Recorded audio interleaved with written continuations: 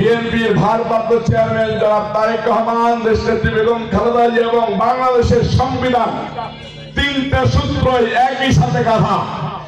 এই তিন সূত্রে বলে দিয়েছেন জনগণ তার, জনগণ যার, মাননীয় সংসদ সদস্য ইনশাআল্লাহ তার।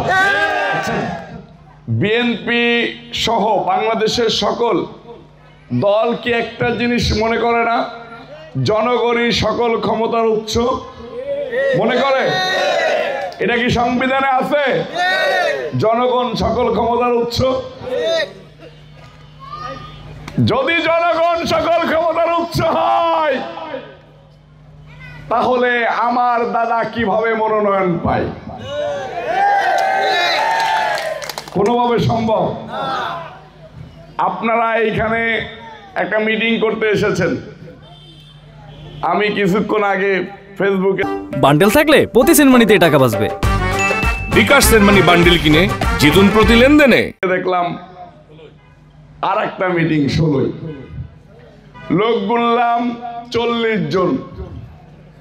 একজন বিএনপির বড় নেতা যদি কারোর কোনো জায়গা যায়, সে সাথে সাথে 20 জন লোক থাকে, স্বাভাবিক ব্যাপার।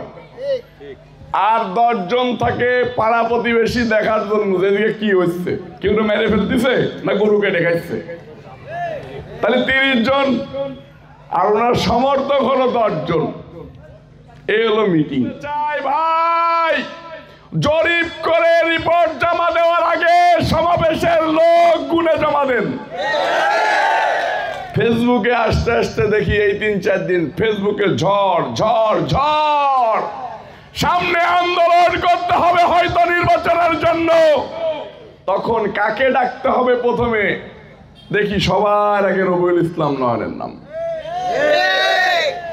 দলের সবচেয়ে বেটার ওয়ার্কার রবিউল ইসলাম নয়ন, সেই কারণে তো রবিউল ইসলাম নয়নের নাম সবার আগে নাকি।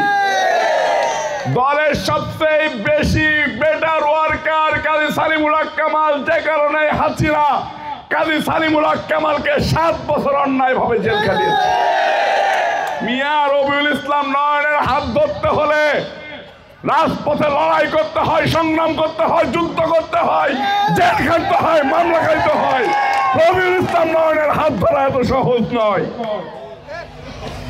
আমরা দলের কর্মী, দলের আমরা নির্যাতিত কর্মী, গুলিবিদ্ধ কর্মী, জেল খাটা কর্মী, রিমান্ড খাটা কর্মী, দালালি করা কর্মী না। দালালি করে করে এমপি হতে চাই না। নিতাই রায় চৌধুরী না,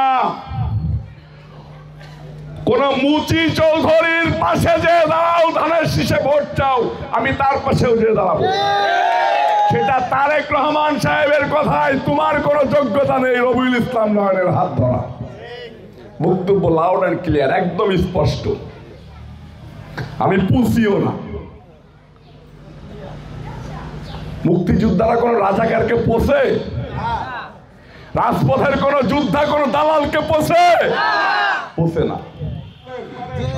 আপনারা তারেক রহমানকে মানেন, আপনারা বেগম খালেদা জিয়া মানেন। বিএনপির ভারপ্রাপ্ত চেয়ারম্যান জনাব তারেক রহমান, দেশনেত্রী বেগম খালেদা জিয়া এবং বাংলাদেশের সংবিধান, তিনটা সূত্রই একই সাথে গাঁথা। এই 3 সূত্রে বলে দিয়েছেন জনগণ তার, জনগণ যার, মাননীয় সংসদ সদস্য ইনশাআল্লাহ তার। যার সাথে জনগণ নেই তার কোনো হিসাব নেই। যখন তফসিল ঘোষণা করবে, যখন মার্কা বরাদ্দ হবে, যখন মার্কা বরাদ্দ হয়ে যাচাই বাছাই শেষ করে ফাইনাল মনোনয়ন ডিক্লেয়ার হবে, তখন মনে করব ধানের শীষ যার হাতে দিয়েছে সেই প্রার্থী। এর আগে কোন ফেসবুক বিশ্বাস করি না, কোন মিথ্যাবাদীর কোন বয়ান বিশ্বাস করি না।